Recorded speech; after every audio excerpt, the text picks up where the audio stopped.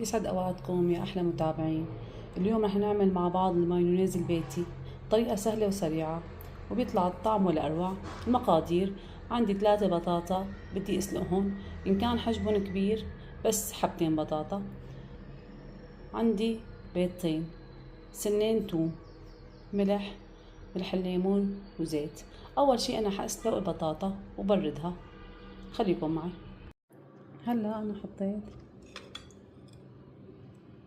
شوية مي بكاسة صغيرة، نص معلقة ملح،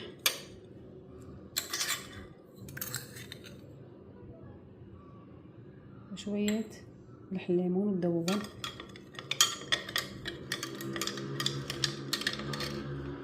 وهون سلقت بطاطا وخليتها شوي لتبرد.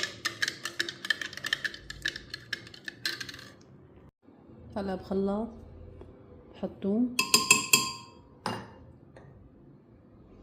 والبيضتين،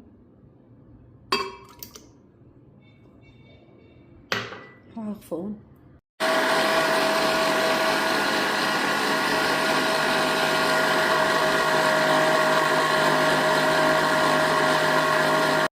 هلا هي خفقتهم بالخلاط، واللي عنده خفاقة كمان بيمشي الحال.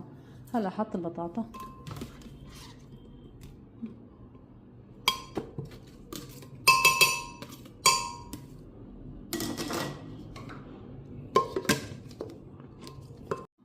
هلا الخلاط انا عندي له فتحة، امتى؟ مشان من هون نزل الزيت، بس اخفقهم شوي.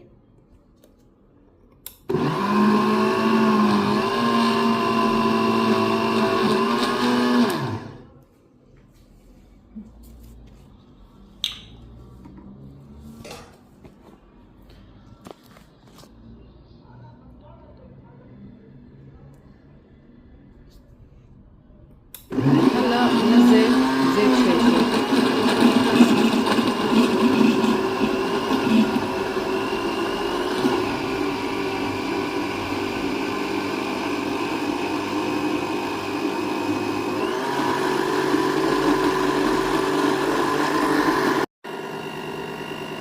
هلا هيك حطيت زيت،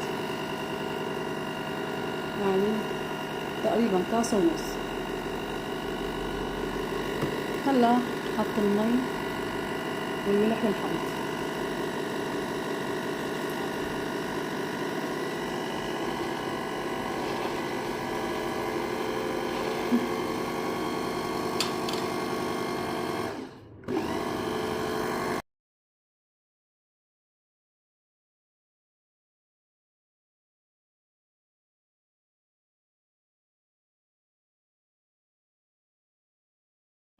هلا المايونيز صار جاهز، طالع كتير ظريف.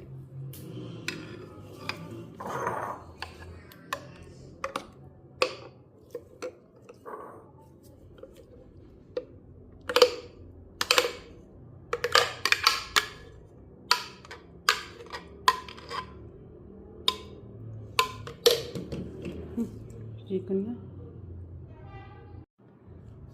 هيك طلعت النتيجة. بشوفكن عند التقديم. هلا طالعت المايونيز من براد، حاسكبه.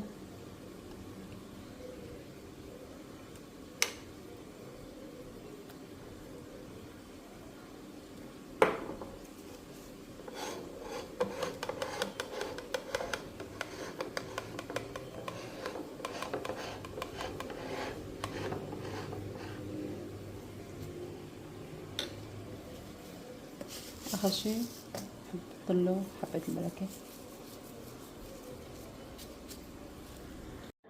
هلا المايونيز صار جاهز، وانا عملت جنبه بطاطا، قليت بطاطا،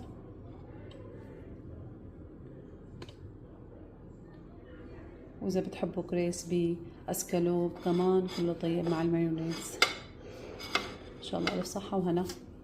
وان عجبتكم الوصفة لا تنسوني باللايك واشتركوا بقناتي. اهلا وسهلا.